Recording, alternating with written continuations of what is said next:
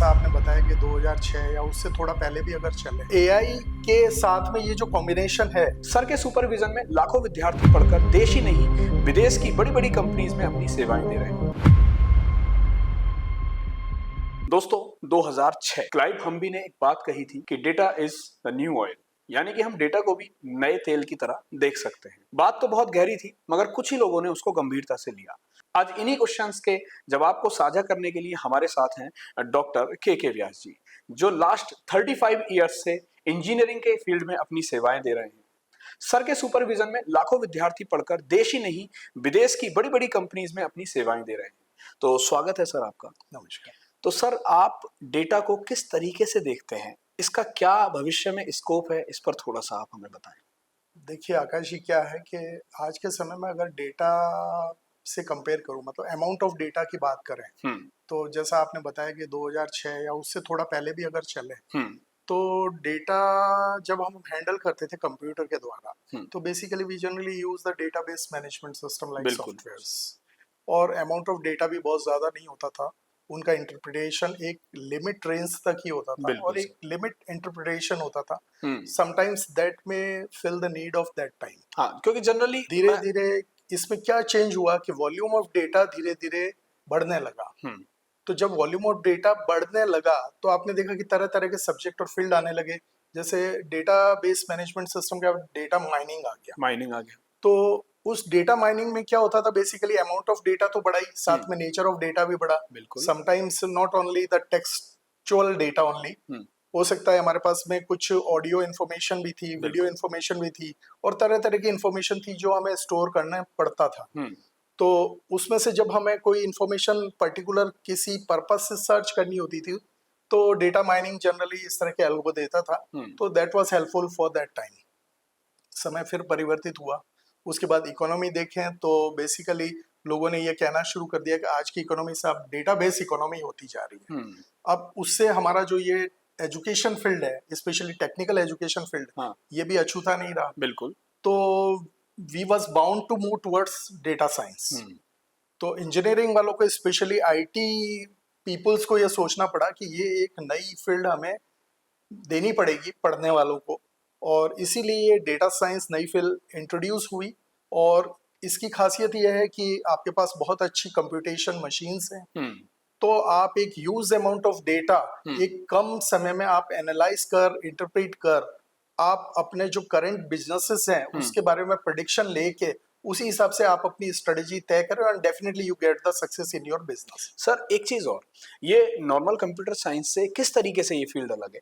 Normal computer science में तो basically हमें क्या है कि सब तरह के जो सब्जेक्ट्स होते हैं उन सबको बराबर इंपॉर्टेंस देके आगे बढ़ना पड़ता है। बिल्कुल। आपके पास में प्रोग्रामिंग एस्पेक्ट्स है, एनालिटिकल एस्पेक्ट्स है, रीजनिंग है कंप्यूटर साइंस। बिल्कुल। तो बेसिकली उन सबको एक बराबर तवज्जो देनी पड़ती है, और उसी हिसाब से हार्डवेयर भी है, तो उन सबको बराबर तवज्जो देके और स्टूडेंट को ट्रेन करना पड़ता है। बिल्कुल।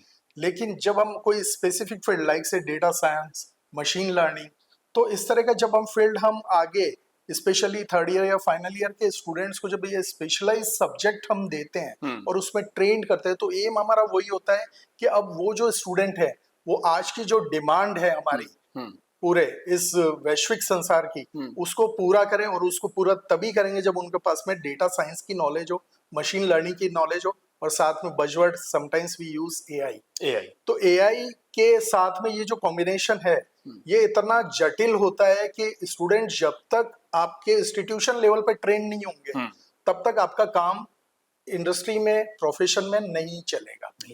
इसीलिए हमें अपने जो इंस्टीट्यूशंस है उनको अपडेट करना पड़ा, कोर्सेज अपडेट करने पड़े, और ये नया फील्ड इंट्रोड्यूस हुआ, और ये आजकल हेल्पफुल है सबके लिए। बिल्कुल। यानी कि कंप्यूटर साइंस के फील्ड में हम लोगों ने स्पेशलाइजेशन कर दिया, जैसे कि हम बात करें डेटा साइंस की, आर्टिफिशियल इंटेलिजेंस की, मशीन लर्निंग की, साइबर सिक्योरिटीज की, ऐसी तमाम बहुत सारी चीजें।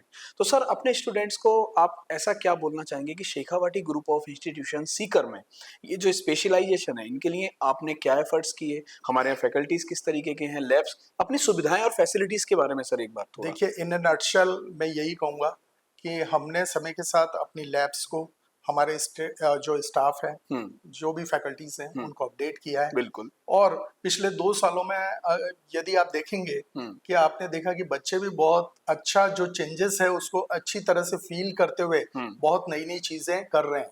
और नई चीजें करने का मतलब है कि हम सिलेबस के अलावा उनको कुछ एडिशनल दे रहे हैं इस फील्ड में।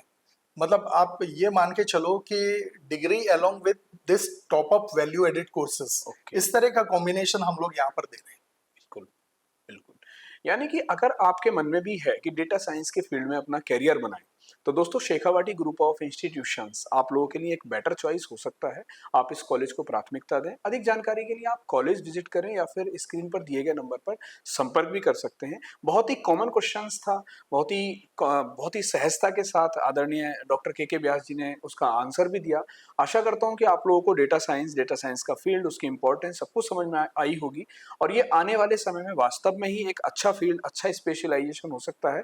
तो कंप्यूटर साइंस के फील्ड में डेटा साइंस को अपनी प्राथमिकता बनाएं, आर्टिफिशियल इंटेलिजेंस, मशीन लर्निंग जैसे फील्ड को अपनी प्राथमिकता बनाएं और चुने एक अच्छा ऐसा कॉलेज जो आपके भविष्य को नई उड़ान देने के लिए तत्पर रहता हो। मिलेंगे फिर किसी नए पॉडकास्ट में, तब तक के लिए अपना ध्यान रखिए। नमस्कार। धन्यवाद।